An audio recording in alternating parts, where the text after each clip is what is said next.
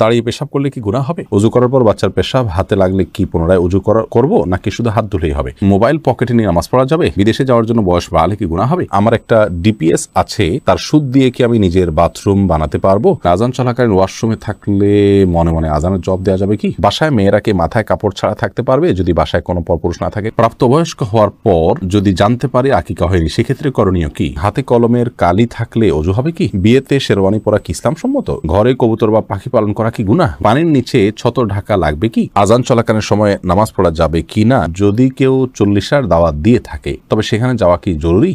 না গেলে কোনো গুনাহ হবে? চলুন আমরা প্রবেশ করি প্রশ্ন উত্তরের আলোকিত ভুবনে। মারিয়াম মিজান এটি থেকে আপনি লিখেছেন ইউটিউব চ্যানেলে, ওযু করার পর বাচ্চার পেশাব হাতে লাগলে কি পুনরায় ওযু করব নাকি শুধু হাত ধুলেই হবে? না, পুনরায় ওযু করার দরকার নেই। বাচ্চা পেশাব যদি হাতে লেগেছে আপনার ওযু অবস্থায়, তাহলে যে অংশে হাতে লেগেছে ওই অংশটা পানি দিয়ে ধুয়ে ফেললে চলবে। তামিম খান আপনি লিখেছেন মোবাইল পকেটে নিয়ে নামাজ পড়া যাবে? উত্তর হলো যাবে, কোনো অসুবিধা নেই, তবে নামাজ যাতে মনোযোগ নষ্ট না হয় সেজন্য চ্যানেল ইত্যাদি করে নেওয়া উচিত। জুমানা ইসলাম আপনি লিখেছেন বিদেশে যাওয়ার জন্য বয়স বাড়লে কি গুনাহ হবে? বিদেশে যাওয়ার জন্য যদি বয়স বাড়িয়ে লিখতে হয় যে এত বছর না হলে সেটি করা যাবে না, তাহলে সেক্ষেত্রে আপনি ওই বয়স বাড়িয়ে লিখেছেন, অবশ্যই সেটি গুনাহের কারণ হবে, কারণ মিথ্যা বলা সর্বাবস্থায় ইসলাম হারাম করেছে। এমডি আবির আপনি লিখেছেন আমার একটা ডিপিএস আছে, তার সুদ দিয়ে কি আমি নিজের বাথরুম বানাতে পারবো? ডিপিএস এর সুদ দিয়ে আপনি নিজের বাথরুম বানাতে পারবেন না, কোনো গরিব মানুষকে বা পাবলিক টয়লেট ইত্যাদি করে দিতে পারেন, নিজে করবেন না। ফারজানার সাথে আপনি লিখেছেন আজান চলাকালীন ওয়াশরুমে থাকলে মনে মনে আজানের জবাব দেওয়া যাবে কি? মনে মনে আজানের জবাব নয়, আজানের জবাব দিতে হবে মুখে।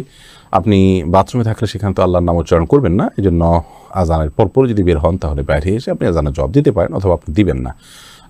মনে মনে দিলে আপনি সেটা দিতে পারেন, আল্লাহর কাছে সব আশা করতে পারেন যে আমি চেষ্টা করেছি, আল্লাহ তাআলা সেজন্য সব দিতেও পারেন, কিন্তু আজান মূলত জবাব দিতে হবে মুখে, বাথরুমে সেটা করা যাবে না। অতএব করতে পারছেন না সেজন্য মনে মনে আপনি দিতেই পারেন আপনার মনের সান্ত্বনার জন্য, এবং আল্লাহর কাছে সবার আশাও আপনি করতে পারেন। তাহমিনা খাতুন লিখেছেন শীতের দিনে অনেকে মুজাফরে সালাত আদায় করেন, এটাতে সালাত হবে কিনা?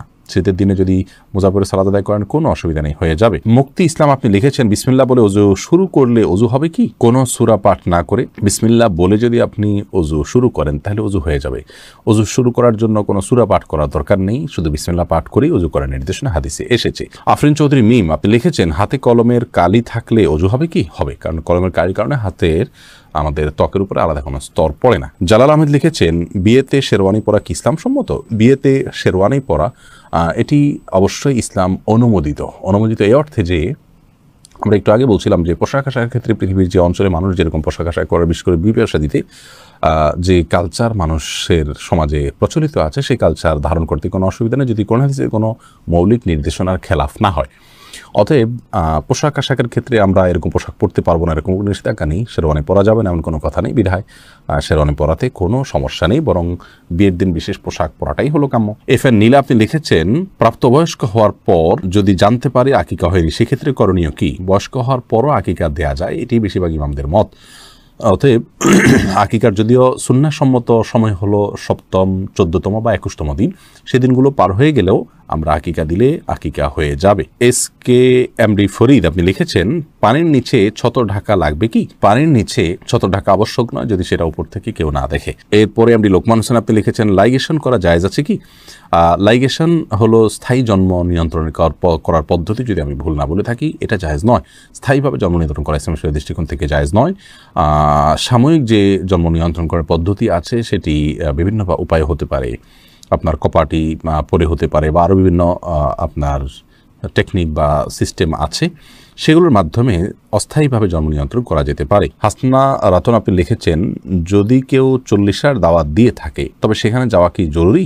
না গেলে কোনো গুনাহ হবে? যাওয়া তো জরুরি মোটেই না, কারণ 40 যে আনুষ্ঠানিকতা এটি ইসলাম সম্মত আনুষ্ঠানিকতা নয়, এটা হিন্দুদের বিভিন্ন কালচার থেকে আমাদের সমাজে এসেছে, বিধায় আমরা সেগুলোতে যাব না, সেগুলো অ্যাভয়েড করা উচিত, কারণ সুন্নাহ বিরোধী কোনো কাজে মুসলমান যথাসম্ভব যাওয়া উচিত নয়। বেদনা নীল আকাশ আপনি আইডি থেকে লিখেছেন সাধারণ কিছু কারণে আমার স্বামী আমাকে বাবার বাড়ি যেতে দেয় না, এ ব্যাপারে ইসলাম কি বলে? আপনার স্বামী আপনার বাবার বাড়ি যেতে নিষেধ করলে সেটি তিনি অন্যায় করছেন, অবিচার করছেন, কারণ আত্মীয়তার সম্পর্ক ছিন্ন করা শরীয়তে অত্যন্ত জঘন্য অপরাধ। সে অপরাধ করতে আপনাকে বাধ্য করে তিনি অপরাধ কাজ করছেন, তিনি অন্যায় কাজ করছেন। আমরা আপনার স্বামীর প্রতি আকুল আবেদন রাখবো তিনি যেন তার এই ভুল অবস্থান থেকে ফিরে আসেন, আল্লাহ তাআলা তাকে সেই তৌফিক দান করুন। আর আপনি যদি পারেন তার এই অবিচার থেকে নিজেকে দূরে সরিয়ে রাখতে এবং আপনি আপনার আত্মীয়স্বজনের সাথে গোপন যদি সম্পর্ক রাখেন সেটা আপনার জন্য গুনাহ হবে না, তবে আপনাদের মধ্যে যেন কোনো ভুল বোঝাবুঝি না হয় সেদিকটা আপনাকে খেয়াল রাখতে হবে। এমনি নাজমুল হক আপনি লিখেছেন, রুমে যদি বন্ধ অবস্থায় টিভি থাকে তাহলে কি নামাজ আদায় করা যাবে? রুমে বন্ধ অবস্থায় টিভি থাকলে সেই রুমে যদি আপনি নামাজ পড়েন তাহলে সালাত আপনার হয়ে যাবে। বিশেষ করে যদি টিভি বন্ধ থাকে তাহলে কোনো অসুবিধা নামাজ হয়ে যাবে, আর যদি টিভি চালু থাকে তাহলে সেক্ষেত্রে মনোযোগ নষ্ট হবে, জন্য অন্য কোথাও সালাত আদায় করা উচিত। আখিরি নবীর উম্মতে আইডি থেকে লিখেছেন, ঘরে কবুতর বা পাখি পালন করা কি গুনাহ? ঘরে কবুতর অথবা পাখি এগুলো পালন করাতে কোনো অসুবিধা নেই, কারণ পাখি এই পশু এভাবেই পালন করা হয়ে থাকে। বিশেষ করে পাখির ক্ষেত্রে যে পাখিগুলো খাঁচায় পালনযোগ্য, এভাবেই সেগুলো বেড়ে উঠেছে, জন্ম হয়েছে, জাতটাই এরকম, তাহলে সেগুলো পালা দোষণীয় নয়। তবে যে পাখি বাহিরে উড়ে চড়ে বেড়ায় সেগুলোকে বলপূর্বক আপনি বেঁধে রেখেছেন এবং খাবার দিচ্ছেন না, এরকম যদি হয় সেটাও জুলুম হবে। এরপরে সাদিয়া আফরিন আপনি লিখেছেন, আমার একটা প্রশ্ন ছিল, তা হচ্ছে আমরা সাধারণত মেয়েরা যখন বাথরুমে উজু করি ওড়নাটা বাইরে রেখে যাই ভিজে যাওয়ার ভয়ে, মাথায় কাপড় ছাড়া উজু হবে কিনা? মাথায় কাপড় ছাড়া উজু হবে, কোনো অসুবিধা নেই। আপনি উজু করতে গেলে মাথায় কাপড় দিলে তো বরং কাপড় ভিজবে, এটাই তো স্বাভাবিক। আপনি মুখের চুলের গোড়া থেকে নিয়ে আপনার কানের লতি পর্যন্ত সব যখন ধুইতে যাবেন তখন তো আপনার ওড়না ভিজে যাবে, অতএব ওড়না খুলে উজু করতে কোনো অসুবিধা নেই। গোলাম আজম আপনি লিখেছেন, আমার অফিসে স্যারদের স্যালুট দিতে হয়, এখন স্যালুট দেওয়া কি জায়েজ হবে? স্যালুট দেওয়ার ক্ষেত্রে আপনি যেহেতু শরীরের কোনো বিধান লঙ্ঘন করতে হচ্ছে না, আপনি মাথাটা আপনার সোজা টান রেখে আপনি স্যালুট দিচ্ছেন বিধায় হারাম হবে না, চাকরির খাতিরে এটা আপনি করতে পারেন। পিআইডি থেকে আপনি লিখেছেন, নামাজের সময় আম্মু কোনো কাজের আদেশ দিলে কি করব? যদি নফল নামাজ হয় আর আম্মুর এই কাজটা খুব বেশি গুরুত্বপূর্ণ হয়, ডাক শুনে বুঝতেছেন যে খুব জরুরি, আম্মু খুব সিরিয়াসলি ডাকছে, তাহলে আপনি নফল নামাজ ভেঙে আম্মুর কথা শুনবেন, পরবর্তীতে সে নামাজ পড়ে দিবেন। আর যদি ফরজ নামাজ হয় তাহলে আপনি নামাজ শেষ করে যতটুকু তাড়াতাড়ি করা সম্ভব করে তারপর আপনি আম্মুটাকে সাড়া দিবেন। জায়নামাজে আপনি লিখেছেন, জায়নামাজের দোয়া কি পড়া লাগে আর মেয়েরা কিভাবে সেজদা দিবে? জায়নামাজের দোয়া বলতে শরীয়তে বিশেষ কোনো দোয়া নেই, আমরা জায়নামাজের উপরে দাঁড়িয়ে সরাসরি সালাত শুরু করব। আমরা যে ইন্নেওয়াজ যেহেতু এরকম একটা দোয়া শিখেছি জায়নামাজের নামে, এরকম কোনো বিশেষ আপনার দোয়ার কথা কোরআন হাদিসে কোথাও বলা হয়নি। সোহানা সুলতান আপনি লিখেছেন, অজুর সময় ঘাড় মাসে করার বিধান কি? অজুর সময় ঘাড় মাসে করাটা বিশুদ্ধ কোনো হাদিস দ্বারা প্রমাণিত নয়। এক্ষেত্রে অনেকগুলো বর্ণনা আছে, এই বর্ণনাগুলোর বেশিরভাগই আপনার অগ্রহণযোগ্য, অনেকগুলো জাল, অনেকগুলো জয়ীফ। এক্ষেত্রে অনেক উলামায়ে কেরাম এটাকে মুস্তাহাব বলে থাকেন, কিন্তু মুস্তাহাব বা সুন্নাহ, বিশেষ করে সুন্নাহ সাব্যস্ত হওয়ার মতো দলিল নেই।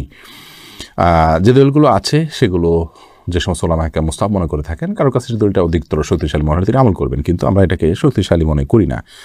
এই সম্পর্কে দলিলগুলোকে পর্যালোচনা করলে মনে হয় যে ঘাড় মাসের বিষয়টি মানে হাদিস দ্বারা সাব্যস্ত নয়। বাসায় মেয়েরা কি মাথায় কাপড় ছাড়া থাকতে পারবে? যদি বাসায় কোনো পরপুরুষ না থাকে কোনো অসুবিধা নেই, মেয়েদের সবসময় যে কাপড় দিয়ে থাকতে হবে একাকী থাকলেও এমন কথা কোনো হাদিসে বলা হয়নি। সাদিয়া মেহজাবিন তুরনা আপনি লিখেছেন, হাতে বড় নখ থাকলে কি ওযু হবে? হাতে যদি বড় নখ থাকে তাহলে সেক্ষেত্রে এটি অন্যায় কথা, এটা গুনাহের কথা, কারণ মুসলমান নবী করিম সাল্লাল্লাহু আলাইহি ওয়াসাল্লামের যে সুন্নাতে দায়েমা বা সুনানুল ফিতরা সেগুলোর উপরে আমল করার চেষ্টা করবে। হাতে বড় নখ রাখা উচিত নয়, কিন্তু যদি বড় নখ থাকে এবং তিনি অজু করেন, অজু হয়ে যাবে, সেটা সম্পূর্ণ ভিন্ন বিষয়। মোহাম্মদ নুরুন নবী লিখেছেন, ইদ্যত পালন কতদিন করতে হয়? ভাই নুরুন নবী, ইদ্যত পালনটা কে করবেন এটার উপর ভ্যারি করবে। যদি কারো স্বামী মারা যায় তাহলে সেক্ষেত্রে 4 মাস 10 দিন ইদ্যত পালন করবেন, আর যদি কেউ তালাকপ্রাপ্ত হন তাহলে সেক্ষেত্রে 3 মাস তিনি ইদ্যত পালন করবেন, 3 মাসে ইদ্যত পালন করবেন, এটা ভ্যারি করবে। এরপরে আজান চলাকালীন সময় নামাজ পড়া যাবে কি না, এমডি আলাউদ্দিন আপনি প্রশ্ন করেছেন। আজান চলাকালীন সময় সালাত পড়া যেতে পারে, আজান চলাকালীন সময় যে নামাজ পড়া যাবে না এমন কোনো কথা কোরআনে কোথাও বলা হয়নি। তবে হ্যাঁ, আপনি জানেন যে এখনই আজান শুরু হবে, তাহলে আজানের জবাব দেওয়া সুন্নাত, সেজন্য শেষ সুন্নাতটা পালন করে তারপর আপনি সালাত পড়বেন। এরপরের প্রশ্ন হলো, দাঁড়িয়ে পেশাব করলে কি গুনাহ হবে? দাঁড়িয়ে পেশাব করলে সেটা অনুচিত এবং অনুত্তম হবে, কারণ হলো দাঁড়িয়ে পেশাব করলে তার ছিটা আমাদের গায়ে এসে লাগে, অথচ পেশাবের ছিটা থেকে বাঁচার জন্য নবী করিম সাল্লাল্লাহু আলাইহি ওয়াসাল্লাম তাকিদ দিয়েছেন। কবর আযাবের অন্যতম একটা বড় কারণ হলো পেশাব থেকে ভালো করে পরিচ্ছন্ন না হওয়া, এই জায়গা থেকে দাঁড়িয়ে সচরাচর পেশাব করা উচিত নয়। রাসূল আকরাম সাল্লাল্লাহু আলাইহি সাল্লাম সম্পর্কে আমাদের আয়েশা রাদিয়াল্লাহু আনহা বলেছেন, এবং তিরমিজিতে হাদিসটি বর্ণিত হয়েছে, তার ভাষ্য হলো এরকম যে তিনি বলেছেন, নবী আলাইহিস সালাম দাঁড়িয়ে পেশাব করতেন, এই কথা কেউ বললে তোমরা বিশ্বাস করবে না। সেই জায়গা থেকে দাঁড়িয়ে পেশাব করাটাকে অ্যাভয়েড করা উচিত এবং উত্তম। তবে সৌদি আরবের উলামায়ে কেরাম বিন বাজ, ইবনে উসাইমিন রাহিমাহুল্লাহ সহ অনেক উলামায়ে কেরাম বলে থাকেন যে কেউ চাইলে দাঁড়িয়ে পেশাব করতে পারেন, বিশেষ করে পেশাবের ছিটা ইত্যাদি আসবে, নাপাক হয়ে যাবে, তার কাপড় শরীর লেগে যাবে, এরকম আশঙ্কা যদি না থাকে তাহলে সে অবস্থায় দাঁড়িয়ে পেশাব করাতে অসুবিধা নাই তারা মনে করেন। তার কারণ হলো বুখারীর একটা হাদিস রয়েছে, যে হাদিসে নবী করিম সাল্লাল্লাহু আলাইহি ওয়াসাল্লাম কোন একটা ময়লাযুক্ত এলাকাতে যেখানে বসার পরিবেশ ছিল না সেখানে দাঁড়িয়ে তিনি পেশাব করেছেন। এ হাদিসটাকে তারা ব্যাপক অর্থে নিয়ে থাকেন, কিন্তু প্রথম মতটি অধিকতর বিশুদ্ধ এবং দলিল থেকে